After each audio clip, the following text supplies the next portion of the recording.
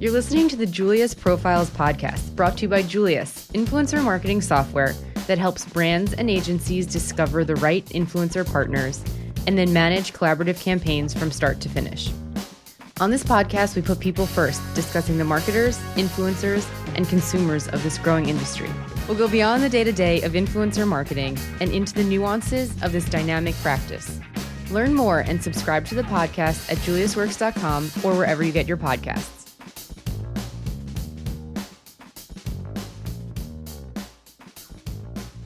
Hey everybody, welcome to another episode of the Julius Profiles podcast. My name is Danny Palestine. I am the head of product marketing at Julius Influencer Marketing. And today we are talking about something that I think everybody is pretty passionate about. We're talking about food and foodies and food culture. And today I have with me Dori Fern. Dori, please introduce yourself. Who are you? What do you do? How do you know the food space so well? Hi, Danny. Hey. So good to be here. Great to have you. Thanks. I head up content marketing at Neustar for their marketing solutions business. And I have been a food lover, avid home cook since, longer than there was a thing called food bloggers. Yeah. And I worked on the craft food CRM program, doing digital content for them for their recipe program for a number of years. At MXM, I did, other content for different brands, recipe development. I might possibly be the only content strategist who also developed recipes for a brand. How about that? Yeah. So you really know the food space. You really know what foodies care about, which is what we want to talk about today. So I eat a lot of food, right? I try and get in my calories. I love eating home cooking. I love going to restaurants and checking things out. I love cooking myself. I love creating recipes. But what is a foodie in your eyes? What makes somebody a little bit more ingrained in the culture of food wherever they live? Oh, that's so. I'm not going to say there is one definition because I think a lot of people call themselves foodies. Yeah. And they don't have the same relationship to food that I do. My interest is semi-professional as well as just like everyone else. I like looking at beautiful food pictures. I think the difference between a foodie who is only going for the super sky-high ice cream cone dripping kind of thing. I love looking at that. They're beautiful. And, you see that in the New York Times just like you see it, I don't know, on Tasty, but the people who have more of that interest to actually cook and are looking for the inspiration of recipe ideas, I think that's where things start to, go off into different directions of foodiedom, shall we say? Foodiedom. Hashtag foodiedom. Is that a new thing? That's you heard it here first, coining people. It, yes. And so I think that to exactly what you're saying, there's different paths that people can take to explore the food world. How has social democratized this? Because to what you were saying, you've been doing this way before there were even food bloggers, but social has made a really big impact. Food porn is a real thing. And that has taken us in so many different directions, and really you see styles of food porn now that kind of have been replicated. So in your eyes, what has social done? Well, it definitely has democratized all manners of kind of everything, right? The nimble nature of it just means we see much greater representation of much greater diversity of all sorts in the food world. That's gender, race, culture, dietary affinities. I mean, there's all sorts of different representation that you're seeing in food media it's so much easier to see. Whereas, we all know in corporate world, in big business, it's slower going. It's not quite as nimble. So that's exciting because all of a sudden I can learn about different cultures and different recipes, or different cultures through their recipes by seeing other people on social. What are some things that you think are really enabling people to discover more? Are there different patterns in terms of what social content is coming out there? I think what has been huge is that mainstream media is starting to pick up on this fact that's been going on in certain subcultures organically. So the fact that the New York Times ran the 10 most iconic Nigerian recipes by Yewande Komolafe, like, it was kind of huge. It made a really big ripple in the world because there is a person of Nigerian descent speaking about Nigerian recipes. There are huge advances coming out. And I think that for the consumer specifically, they're excited to see this new way of understanding what other people are eating and consuming and what they can bring into themselves by getting this type of content. Yes. Now, as far as the content goes, we were talking a little bit before the show about what you're seeing on social. Specifically, you were really interested about stories, Instagram stories, and what that's doing for social. Can you talk a little bit about that? Yeah, what's interesting is that the two people that come to mind is really having started what has become kind of common among food bloggers and influencers of all sorts, is using stories to show how recipes are made. So whereas once YouTube would be the place you would go for that, Jennifer Perillo and Lucinda Scala Quinn, who worked for Martha Stewart for a long time, who is Mad Hungry, great person to follow. These are just really skilled, trained food bloggers who, not only bloggers, Mad Hungry is a whole company, but they are doing amazing things where they're showing you step by step how recipes get made, which is great. I mean, it extends that inspiration to something that's more practical without having to say, go to YouTube. It keeps it all on the platform. Right. It's engaging because you can interact, and it's not putting it into like if someone wants to interact and see the finished product in an image, you want to get that integration about how did we arrive at this final creation. And that makes me think also about live, though, like almost like a cooking show. The cooking shows have been around forever, and social is enabling people to build that personality and like almost like a cook with me moment. I think that why do you think that maybe stories in your mind are really a good gateway compared to live? The thing about live now, I want to differentiate live from like Instagram TV. Fair enough. I was thinking, great.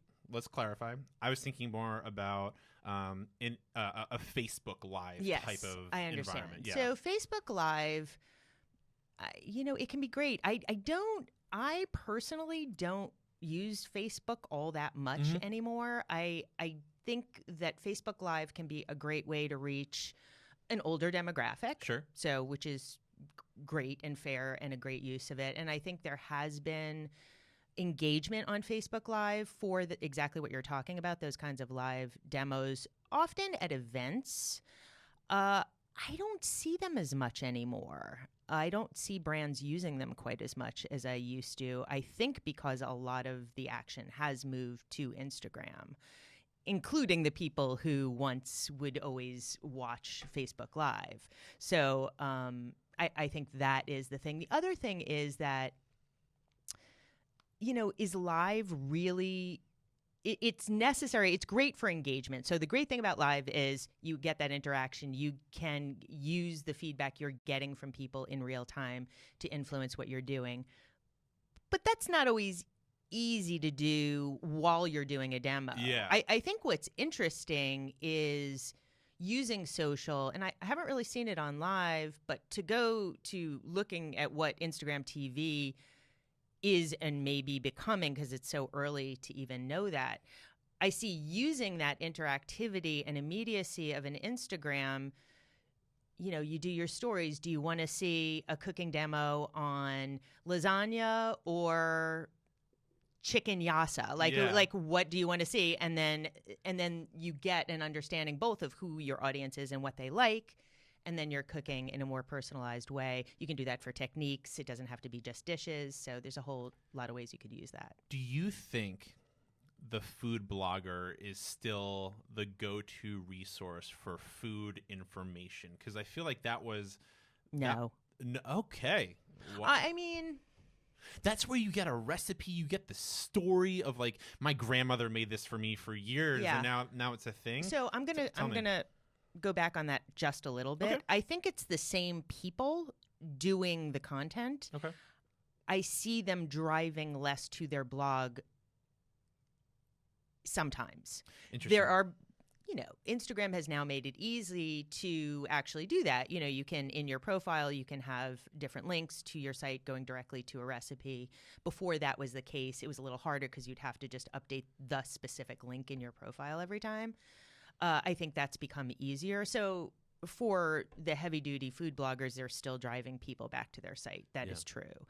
But I see a lot of people who were early day food bloggers who seem less interested in driving back to their blog as the primary goal. It's also probably a lot of work keeping up that blog and all the editorial, whereas taking a few quick photos and a caption that can kind of sum it up a little bit punchier. Well, the beautiful thing, and as a content marketer, I appreciate that. For There you those go. people who have been doing it for a million years, a lot of them have those recipes from years ago that are still good. Guess what? People are still making strawberry shortcake. And so if you had that in 2009, it's still a good recipe. Are people making cookbooks? And do you think that cookbooks are doing really well? Yeah? I don't have the stats in front of me, but I do know that, books in general have not gone out of style. And salt, fat, acid, heat, let's talk about it. Show. That show and her, Simone Neustar has been hugely influential, especially in kind of what we were talking about diversifying the face of what it looks like to be a food influencer in media. So you can't underestimate that. But her book was what spun off that show. So that being said, who do you actually think is? So we're talking a lot about cookbooks, which are maybe from the past, but who do you think is actually moving? But they're not from the past. Okay, sorry.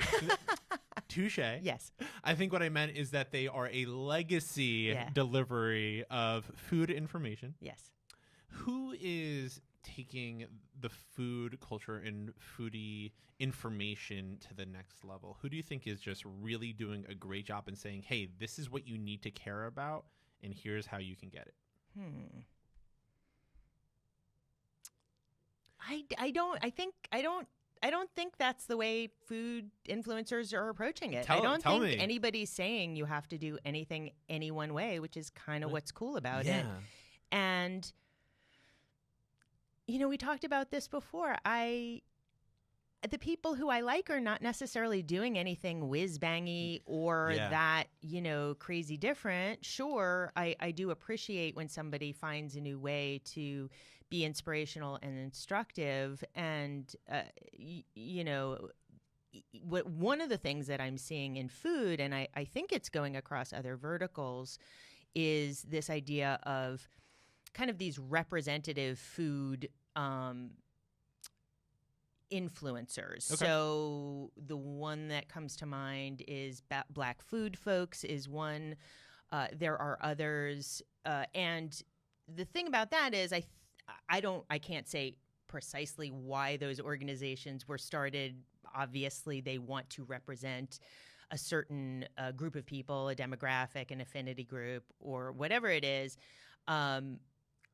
But the cool thing, if you're a brand and you're looking to engage with food influencers, is that you could get reach from engaging in some of those groups.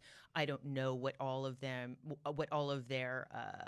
views are on branded engagements, but I think a lot of them are open to it. Pretty sure Black Food folks, I've seen them doing some branded content. So this way you get to reach a whole bunch of chefs, people of color, through a single kind of influencer platform. And just for listeners who aren't, so a lot of influencers are coming together to basically collaborate and build a platform that has all these different stories together, which is really exciting. And that's why we started adding them to Julius, because we knew that these compilation accounts are really a great way to engage. It also diversifies what the influencer has the authority to speak on, because they're partnering with different influencers. And we were talking about this also a little bit before the show, how influencers are now taking food to new and different places, how they're diversifying food to touch a lot of other verticals.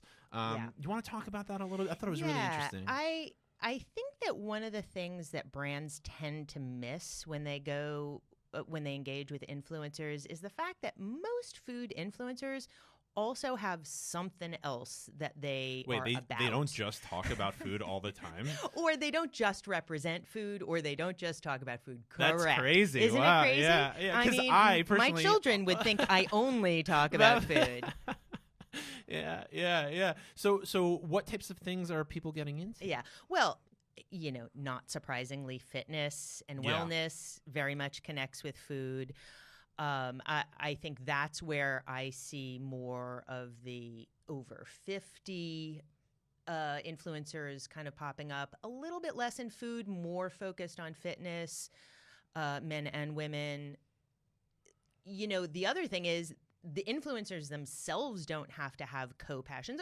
Chrissy Teigen, for example, does a lot of food content.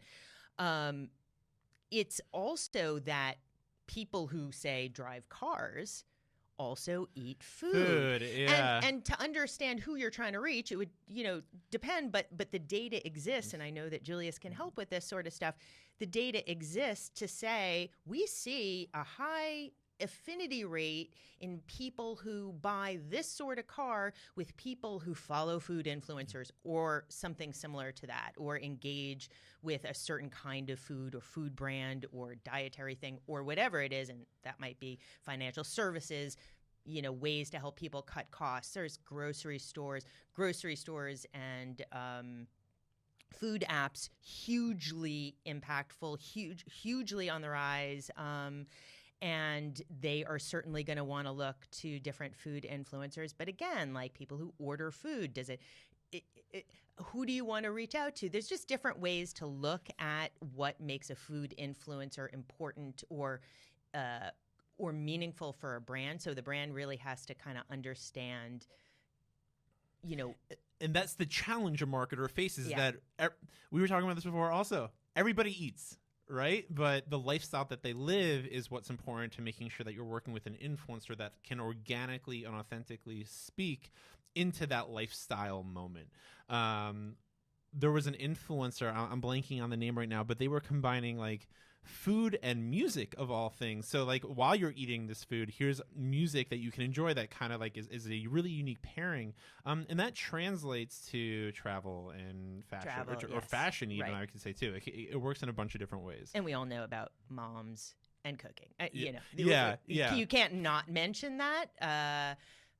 Having raised my kids and now see them mostly out of the house, I that's less my focus, but for brands and marketers of all sorts, that's obviously still huge, and probably the greatest volume of food influencers probably fall into that camp.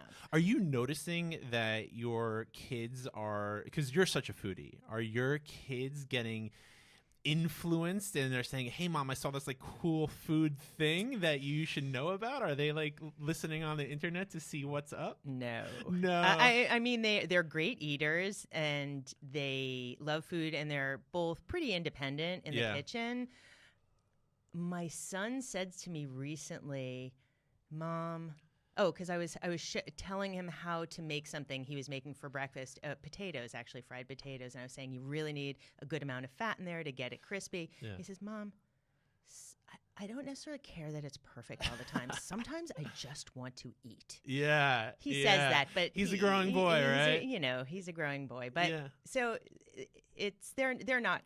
No, they don't share my affinity, but they do love to eat, and they definitely have a greater aptitude in the kitchen than probably a lot of people who didn't grow up with that. Yeah, that's super interesting. I think that, I have, this is something that I wanted to talk to you about is like, I think that nostalgia is so important for creating stories in content. So like what we were talking about before, there's pictures of me on the counter, whipping up something, and it's a cute little moment that I have with my mom, and creating recipes.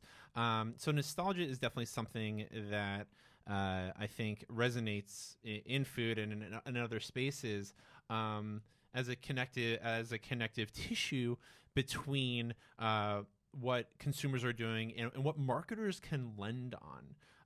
Do you think that there are other story arcs that are resonating with consumers right now? So nostalgia is one thing, is like new recipe creation? This is something you've never heard of before. Or is it we're combining this one really trendy thing with this other trendy thing to give you something really unique? What's the story or solution that brands can provide consumers through food? Well, that was a number of different questions I there. totally My went first a little thought crazy. was a single word, and Okay. it's vegan. Vegan. Because vegan food content is huge right now, gluten-free as well. It's what a lot of people are looking for. Why? Because people are trying to eat less meat, and I don't know that it's millennials Yep. are becoming vegans Vegan, yeah. in a big way, and not only millennials.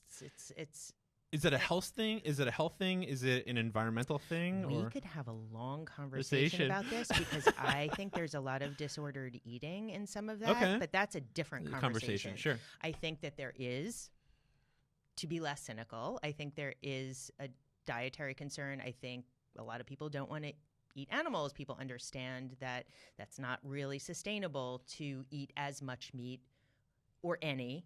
Some people, like I was saying before the show, I follow a vegan Asian food blogger because I like the kind of Asian recipes that she makes, a lot of Vietnamese flavors. And I'm totally omnivorous, but I don't necessarily have to eat meat all the time. Right. So vegan recipes do not necessarily mean one has to be vegan to like them. You can That's still get a trend. inspiration from them for content Right. or recipes or whatever. Right, right. And that talking about the democratization of food is, again, marketers need to expand their thinking about what's top of mind for people, and it doesn't just have to be people who declare a lifestyle. That's around really something. interesting. I'm going to shift gears a little bit and give you a really open-ended question that I think you can handle. I'm a Gemini. This makes sense very hard for me. What does the future, or what does the rest of 2019 look like, or maybe even to 2020? What's the things that you're excited about? What are stories that you're looking forward to? What are some headlines that you're like, man, let's pay attention to that because consumers really matter or really care about that Well, too? a recent headline came from the New York Times, and it was the 16 most influential Black chefs. Yeah. And that totally took over my Instagram feed as like a huge thing.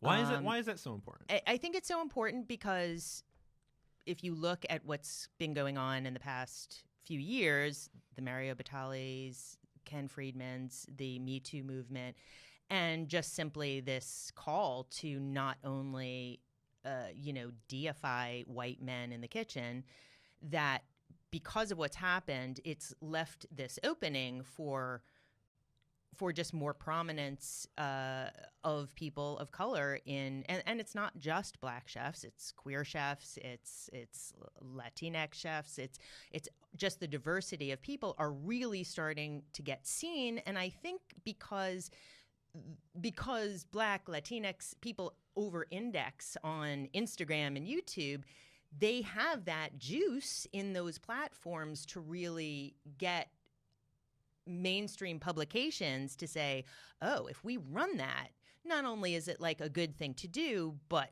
we got a lot of people looking at that who are going to share it and just make that, mainstream, which is exciting. That is exciting personally because I want to eat all of it. Right. I think it's really exciting. And I think that I'm one of those people who just want to get out and try a little bit of everything. So it's exciting to see that people are getting prominence and influence that might be able to like talk to people that they haven't talked to before. And it's nice to hear that platforms and publications are taking that lead and understanding that this is what people care about now, and this is what people should care about now. That's really interesting as well. I'm just going to refer to this real quick. We covered off on a lot. Is there anything else you wanted to chat about specifically? I don't think so. Okay, let me just refer to this a little bit more. I know that we kind of also diverted a little bit. Yeah. So Just the one thing I would like to probably say as a little promo, that if somebody wants like in-person food lessons, cooking lessons, Absolutely. Toward the as we sign off, I'll get to Okay. that.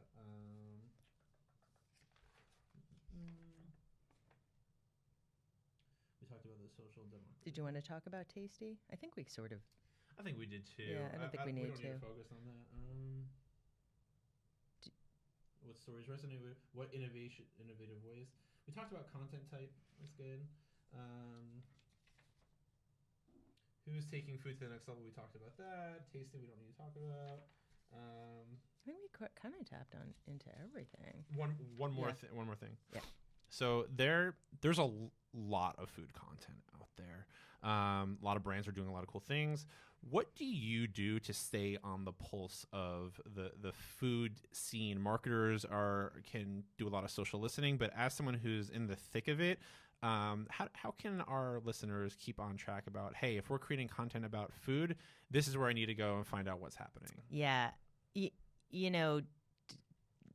Think outside your personal box. Okay. I mean, I like to follow people who don't necessarily look like me or aren't my age, aren't my life stage. And it's really not that hard if you do that. If you look beyond what looks like you, and this is probably a lesson that goes way beyond food, Totally. you're going to stay on top of what's going on. And it's something that, as a 53-year-old woman, and I'm not shy about saying it, that keeps me engaged and at the top of my game at all times in terms of what's going on around me. Yeah, I think drawing inspiration from as many different places, breaking through your bubble is definitely going to be super important. That's really exciting. Thank you for that insight. As we finish our conversation today, Dori, tell us where can we find you in the future? What are you working on? What should we get excited about that we can hear from you again in the future? Yeah, well, I am not a social media influencer, but not yet after this podcast. Yeah, it's true. Yeah. Thanks, Danny. What I like to do is something that I've yet to see social media do, which is to teach people how to cook in person. And I don't really do it in a very formal way, but I love teaching young people the basics in not only techniques and things. It's a little bit psychology for me, because no matter how much food content there is in the world, I have found that when people come to me and say, I really struggle to make things that are not from a recipe, or to get out of my rut, or to do this and that, and then there are always these nuances when you see somebody cooking, or when you see them in their own kitchen, like maybe they don't have a dishwasher, and so fewer dishes is kind of an important thing, and it's really holding them back because their kitchen's so small. But they're not going to tell you. They're going to say, I like Italian, or whatever they say. Yeah. And so I really love understanding that. I love tasting things with people as part of a cooking class. Yeah. So this is just, I love food. I am always here for anyone who wants to talk about food. I love it. Or learn how to be more independent in the kitchen and more confident in the kitchen. So I'm here for all of it. Here we go. Dori's new YouTube channel of this. This sounds great. I think I would follow. I need a producer, so Ooh, Danny, do you know here anybody? we go. I can help you out.